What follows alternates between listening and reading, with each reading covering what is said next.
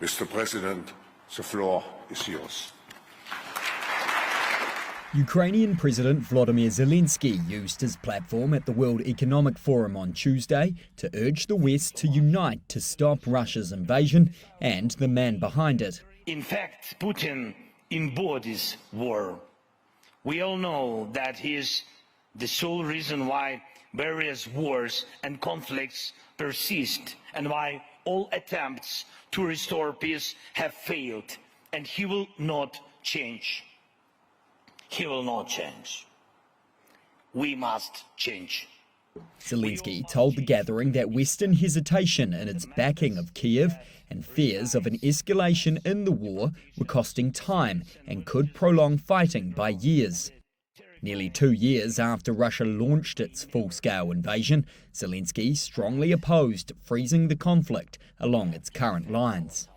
If anyone thinks this is only about us, this is only about Ukraine, they are fundamentally mistaken. Possible directions and even timeline of a new Russian aggression beyond Ukraine become more and more obvious. Great to see you. Zelensky was a man in demand in Davos in a day full of meetings. At the top of his agenda, trying to secure Western assistance that is held up by political wrangling in both the US Congress and Brussels.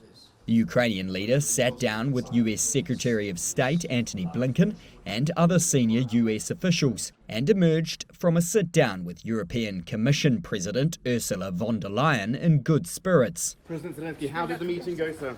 Very good. After his speech, Zelensky revealed he had received positive signals about unlocking financial support from the European Union and that he hoped the US would approve further aid within weeks.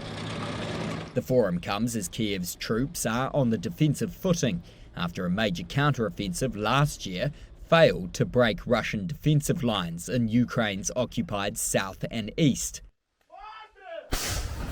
Ukraine is now focusing on reforming its conscription effort to replenish manpower and addressing artillery shortages at the front.